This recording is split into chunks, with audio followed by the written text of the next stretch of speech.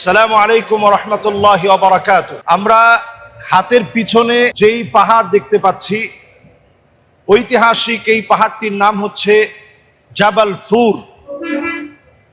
ফা দিয়ে হওয়ার কারণে আমি খুব হালকা করে বললাম জাবাল সুর। এটি মক্কাতুল মুকাররমার ঐতিহাসিক এক পাহাড়, যেখানে নবী করিম সাল্লাল্লাহু আলাইহি ওয়াসাল্লাম 3টা রাত পার করেছিলেন। সঙ্গী ছিল আবু বকর রাদিয়াল্লাহু তাআলা আনহু ওয়া আরদাহু। একটু চিন্তা করেন, 754 মিটারের এই বিশাল পাহাড়, 2400 ফিট এই পাহাড়টা নবী করিম সাল্লাল্লাহু আলাইহি সাল্লাম আবু বকরকে সঙ্গে নিয়ে পায়ে হেঁটে হেঁটে উঠেছিলেন। এখন যেখানে অনেকটা রাস্তা করে দেওয়া আছে, কিন্তু নবী করিম সাল্লাল্লাহু আলাইহি ওয়াসাল্লাম পায়ে হেঁটে হেঁটে হেঁটে হেঁটে লম্বা পথ পরিক্রমা পাড়ি দিয়েছেন। এবং যখন নবীজি সাল্লাল্লাহু আলাইহি সাল্লাম গুহার মুখে গিয়েছিলেন, আবু বকর রাদিয়াল্লাহু তাআলা আনহু তিনি বলছিলেন, দানি আদখুল, নবীজি আগে আপনি আমাকে প্রবেশ করতে দেন, তারপর আপনি প্রবেশ করবেন।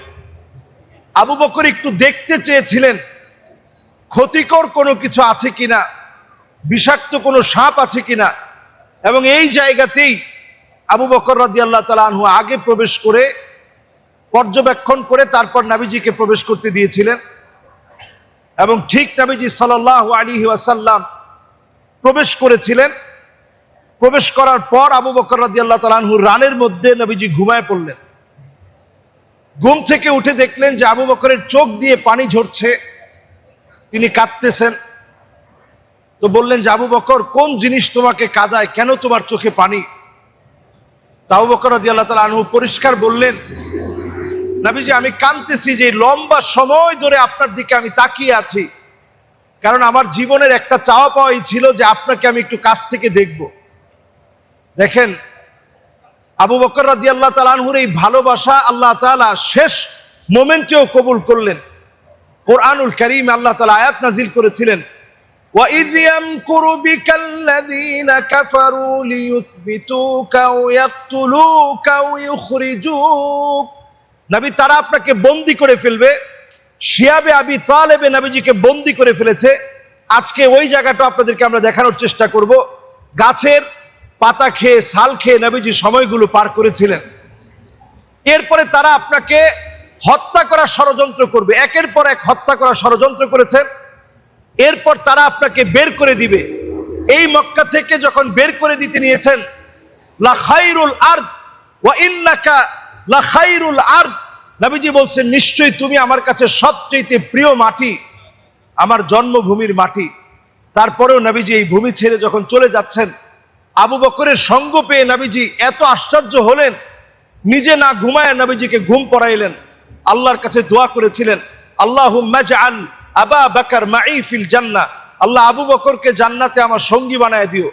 সুতরাং আজকের এই জায়গা থেকে আমরা অন্তত আমাদের হৃদয়ে এই ফিলটুকু আনি যে এই জায়গায় নবীজি সাল্লাল্লাহু আলাইহি সাল্লামের সঙ্গী ছিলেন আবু বকর রাদিয়াল্লাহু তাআলা আনহু। বিভীষিকাময় এই মরু প্রান্তের এই পাহাড়ে ঘেরা এই জায়গার মধ্যে সময় পার করেছিলেন। নবীজির স্মৃতিতে ধন্য হয়েছে এই জায়গা।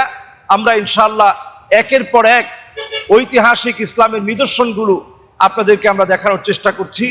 চলুন ইনশাআল্লাহ বাকি জায়গাগুলোতেও আমরা ইনশাআল্লাহ রাসূলুল্লাহ সাল্লাল্লাহু আলাইহি সাল্লামের স্মৃতি বিজড়িত জায়গায় নবীজির সেই হৃদয় স্পর্শী ঘটনাগুলো আমরা শোনার চেষ্টা করব, হৃদয় দিয়ে অনুধাবন করব। যদি আজকে আমার রসুলকে আমি পেতাম, আমি আমার জায়গা থেকে কতটুকু রসুলকে মহাব্বত দেখাতে পারতাম। আল্লাহ রাব্বুল আলামিন এই গারে সুরকে কেন্দ্র করেই 10টা বছরের সবর করার মধ্য দিয়ে আল্লাহ তাআলা দ্বীনকে বিজয়ী করেছেন। আসসালামু আলাইকুম ওয়া রাহমাতুল্লাহি ওয়া বারাকাতুহু।